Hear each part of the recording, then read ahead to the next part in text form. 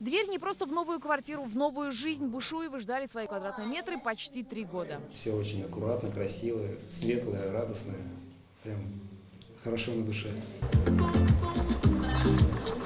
Сегодня новые ключи получили от 255 квартир. Их осмотрели не только жители, но и депутаты Госсовета. Прямо в микрорайоне прошло выездное совещание. Мы будем вести вопрос о сетях, о той необходимой помощи со стороны законодателей республиканских, городских для изменения нормативной базы. Нам коллеги уже сегодня сказали, что такие изменения потребуются по изменению ряда положений в отношении сроков, в отношении комплекта нормативной документации.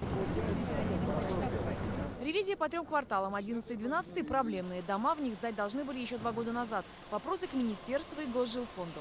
Подрядчиков уже сменили. Задача президента республики – сдать дома до конца этого года. Есть вопросы и по инженерным коммуникациям. В этот микрорайон практически были вынуждены сами прокладывать все коммуникации. Обычно это делали, кто поставляет энергетику. Это в данном случае мы создали компанию вместе с Таифом. И эта компания сегодня ведет инвестирование, потому что это средства жилищного фонда.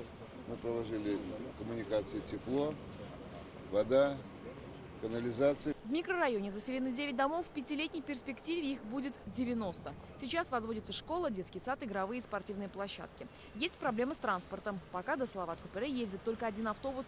В планах пустить сюда электричку. Это позиция министерства, а город за трамвай. Этот вопрос пока не решен.